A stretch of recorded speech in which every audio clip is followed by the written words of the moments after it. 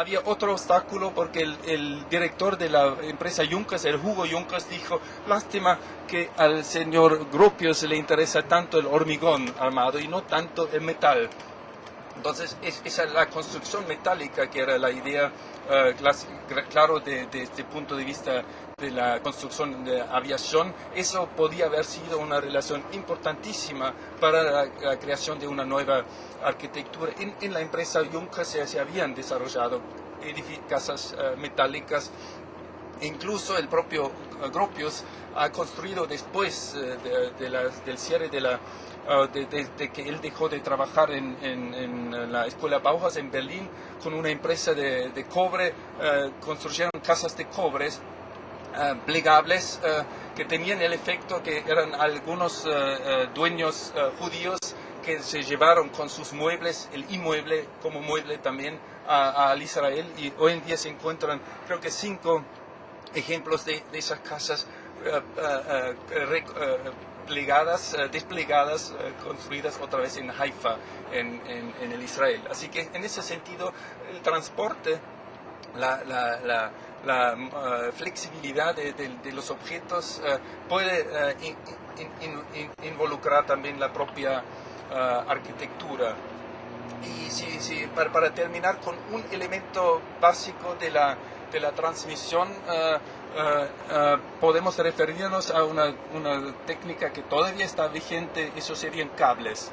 Cables es un elemento importante de la transmisión informática, la cablificación del mundo a través de la telegrafía. Eso era sobre todo acá en la Argentina el gran proyecto de Sarmiento, que durante su presidencia ya logró no sé cuántos mil de kilómetros de telegrafización del país, porque sabía que en un país funciona solamente a través de 2 medios importantes, ferrocarril y telegrafía, que eso eran en su momento las tecnologías de comunicación más importantes y más novedosas.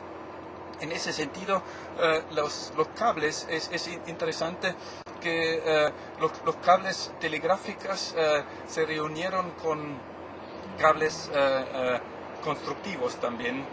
En un caso importante, que el propio cable telegráfico, que en general es un hilo relativamente fino, porque la carga eléctrica no es pesada, así que ni el propio peso es grande, entonces son hilos finos y muy largos, claro. Pero en el caso del cable transatlántico, para poder cruzar esas fosas enormes, el cable fino se tiene que transformar para aguantar su propio peso en un cable enorme de un grosor de 5 hasta más centímetros, y en ese sentido se transforma en un cable de construcción. Y por eso nos sorprende que la casa o la empresa Roebling en Estados Unidos, que era una productora de cables telegráficos, también era el lugar del desarrollo de cables para construcciones de puentes. Las primeras puentes colgantes eran del John Roebling, que era un productor de cables telegráficos. Así que vemos esa relación entre tecnología de la información y tecnología de construcción. Ocurrió muchas veces, y eso también debería ser el desafío actualmente, digamos, observar las nuevas tecnologías que por un lado no tienen que ver nada con la construcción, pero en qué sentido se pueden involucrar y revolucionar de cierto modo la construcción, porque los cables constructores de puentes, bueno, eso inicia una revolución espacial importantísima, iniciado a través de hilos finos para transmitir informaciones al código Morse. Eso vemos que la transmisión, esa función de transmisión, esas máquinas de transmisión siempre crean redes ya desde hace mucho tiempo, así las redes del ferrocarril, que son una máquina, hasta las redes telegráficas, telefónicas y a las redes actuales que incluso amplían el uso a través del uso de ondas que pueden transferir en un sistema inalámbrico también, así que eso es un elemento importante. Sí, hacemos para terminar esa triple versión del almacenar, del transmitir, el procesar, podemos decir las grandes máquinas procesadoras, podemos decir, son del siglo XX, del siglo XIX, era la máquina a vapor que reemplaza el molino clásico, que era el gran dispositivo técnico durante siglos, podemos decir. El molino, la máquina a vapor es igualmente el momento de la aparición del uso masivo de acero, porque esas dimensiones de materiales que se usaron de ese material, así es casi equivalente con la reaparición moderna del hierro, que aunque ya era en uso durante muchísimos siglos, pero esa reinvención del hierro a gran escala, eso es la máquina a vapor, con el llamado ferrocarril como un exponente importante, pero como una versión que se usó por todos lados donde se quería involucrar la producción de movimientos, de energía, de trabajo. Ese cambio de la mano de obra a máquinas, eso es a través de la máquina a vapor. Y el segundo paso que ocurrió en el siglo XIX eran las máquinas eléctricas, cambiar en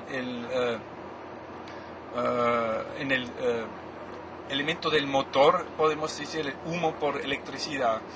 La electricidad es una cosa de cierto modo nuevo, porque se vincula con el movimiento de rotación. El dinamo es ese dispositivo que puede crear a través de las técnicas que antes se usaron en el molino, agua o lo que sea, puede generar corriente eléctrica. Eso es interesante y casi podemos decir es una reinvención de la rueda en un estilo excesivo en el siglo XIX para la generación de la fuerza eléctrica. Y esa inserción significa también redes, la creación de redes. Vemos siempre cualquier de esos componentes, si hablamos de la transmisión, del procesamiento o del almacenamiento, siempre vemos que cada de esos elementos involucra al otro, de cierto modo.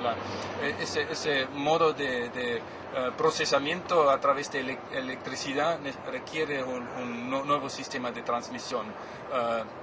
No solamente telegráfica, así que las energías mínimas vinieron antes, esas redes. Después vino la carga más pesada para llevar fuerza eléctrica en redes bastante chicas.